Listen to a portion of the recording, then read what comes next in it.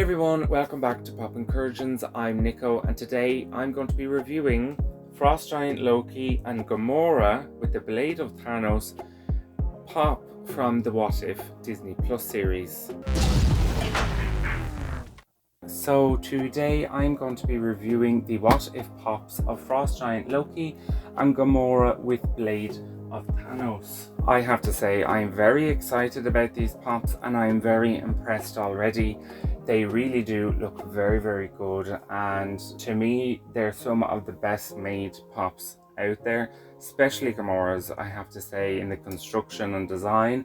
But Frost Giant Loki, I love the design as well. So I'm going to start off with Frost Giant Loki, and then in second I'll be doing Gamora with Blade of Thanos. So here he is. This is obviously Frost Giant Loki from What If, the Disney Plus series, and this is pop number 972. I have to say I really love that we actually got to see a Frost Giant Loki, what he would look like if he, was it 100% true frost giant with no Asgard alterations or magic. And I really hope that by the end of the Multiverse saga we will have seen Tom Hiddleston in his true frost giant form, most likely in another universe. And at the back there we can see all the other What If pops from the first collection. This was a great trick that I saw a fellow YouTuber to how to open the boxes without damaging them. So here he is, very impressive. It does come with a stand, and I can understand why, because those horns look like they would be quite heavy. We can see, just like from What If, there is a lot of little markings both on his body and on the clothes, and of course I assume this is a cultural practice of the frost giants. And his eyes are red. We can see that Frost Giant Loki is a lot bigger than the Loki that we know from our universe, and being a frost giant seems to give you a lot of good genetics and predisposition to having a good body. And the clothing is scarce, but no surprise if you have a physique like that.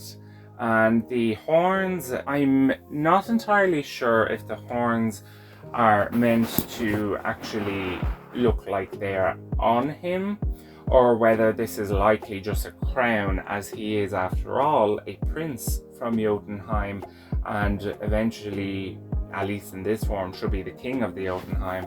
So I would imagine that this is more of a ceremonial object, much like a prince or princess may wear a crown or a tiara.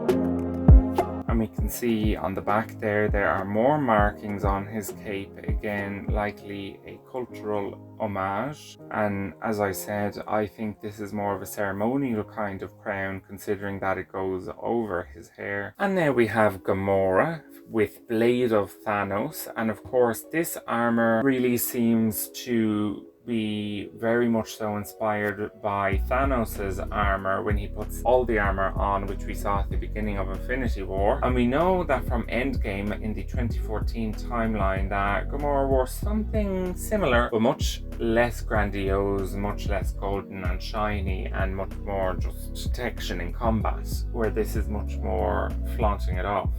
And they made the distinction there to say with Blade of Thanos, because this is typically Thanos' weapon. We know from watching What If that in this form Gamora is also referred to as the Survivor of Sakaar.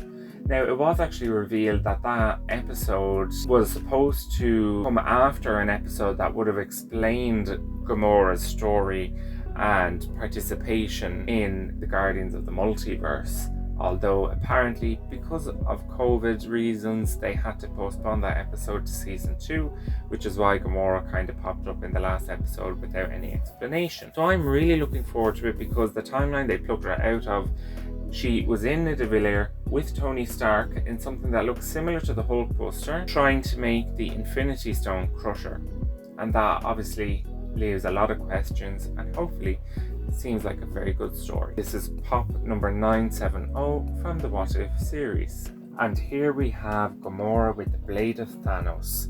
And I mean, I feel like it's pretty obvious, but this is just a really good pop for so many reasons. The design, and it's not just the design, it's also the manufacturing of it, that they can actually, you know, construct it from a design, still be functional. You know, she can still stand up, and as we can see, much more grandiose and kind of showing off type of armor. And we have some inscriptions on the Blade of Thanos, likely cultural, similar to the Frost Giant inscriptions and markings, but because it's Thanos' blade, likely from Titan.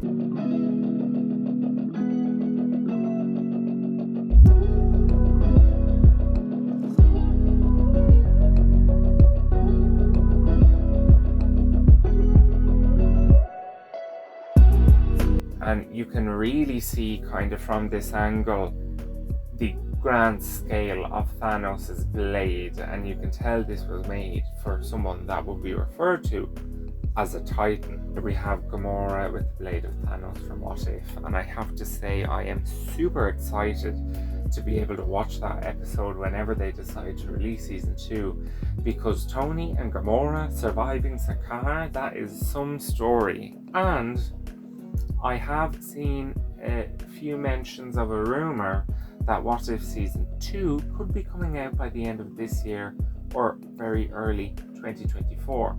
And considering that I Am Groot season 2 was announced and the trailer was dropped out of nowhere last week, I wouldn't be surprised. And there we have Frost Giant Loki and Gamora with the Blade of Thanos from the What If series, and these really are two very formidable pops that I could not recommend enough. So thank you for watching, everyone. I really hope you enjoyed the video. I absolutely love these pops, and I can't wait to feature them more in the videos that I'm planning to make soon. Be sure to let me know in the comments below what you thought of these pops and what your hopes are of season 2 of What If, which I hope is coming very soon. Make sure to give the video a like and click that subscribe button for more, because there is a lot more videos on the way. I'm Nico at Pop Incursions. See you next time.